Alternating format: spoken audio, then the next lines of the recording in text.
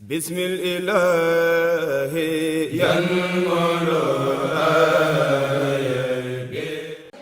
avons retenu 3 solutions. Et alhamdoulilah, 3 solutions qui agréent tous les partis qui étaient là ce matin. La première solution, c'est mettre en place des centres de formation. Eux tous, vous avez entendu, ils ont parlé de l'indiscipline. Et quand on parle d'indiscipline, il faut forger la discipline en faisant des formations. Et nous, assureurs, de concert avec les partenaires au développement, nous sommes disposés à ériger des centres de formation. Pas seulement à Dakar, mais dans toutes les régions du Sénégal. Et les centres de formation seront dédiés aux chauffeurs et la formation se fera gratuitement. Tous, ils seront tous concernés. Donc ils seront tous concernés par la formation. Sera une formation didactique et une formation psychologique. Parce que comme je disais tantôt, voir un accident, responsable d'un accident, là on est dans un état second. Et l'autre mesure qu'on a prise va consister à chaque année, Inch'Allah, délivrer des trophées de la prévention routière. On forme, mais après on récompense les meilleurs. Vous le savez tous, nos autorités les plus haut placées dans ce pays sont en train de mettre en œuvre ce qu'on appelle un plan Sénégal émergent. Et nous, l'association des assureurs du Sénégal, on va tirer profit de ce plan Sénégal émergent en faisant des investissements.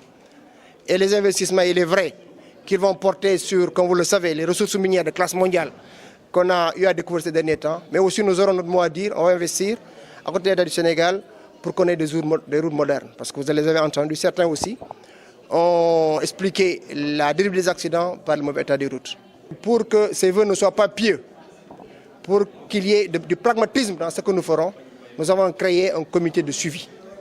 Un comité de suivi animé par toutes les parties prenantes. Le premier constat qui est fait, c'est qu'il faut se rendre compte de l'importance des motos Jakarta dans ce pays. Ils jouent un rôle clé dans la mobilité urbaine. Au-delà de Dakar, on voit dans toutes les régions, l'économie des régions est entre les mains des Jakarta qui permettent aux gens d'aller et de venir. S'il n'y a pas de Jakarta, beaucoup de régions sur le plan économique, je ne dis pas auraient sombré, mais auraient des difficultés. Nous sommes à leur écoute. Et mieux encore, le représentant sera dans la cellule. Et dans cette cellule, nous prendrons en compte tous les problèmes qu'ils ont soulevés. Et le premier problème, c'est un problème de formalisation. Il a si bien dit. Comment peut-on demander à une moto Jakarta de présenter des pièces alors que l'entrée dans le territoire sénégalais a posé problème? Donc ensemble, nous irons voir l'autorité compétente que vous connaissez pour permettre de régulariser la station des Jakarta.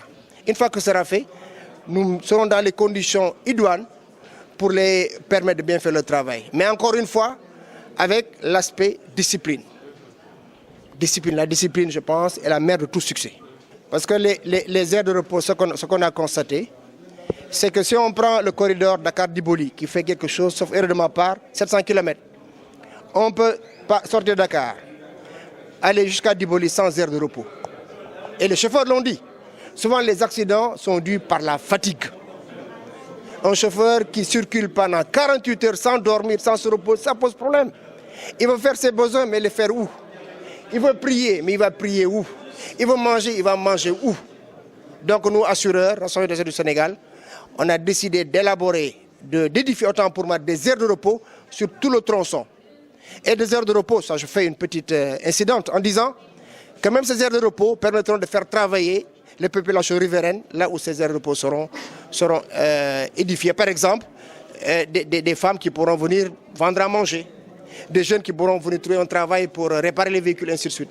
Donc les aires de repos seront édifiées sur tout le long du corridor. Des produits qui apportent aux chauffeurs, s'ils venaient à être blessés, aux chauffeurs, s'ils venaient à décéder, qu'on offre donc une garantie, non seulement au chauffeur et à sa famille. Ce sont des produits qui existent, mais il est question de développer ça davantage. Et le comité qu'on a créé tout de suite sera un vecteur de communication par rapport à tous ces produits offerts par les assureurs sénégalais. Bismillah.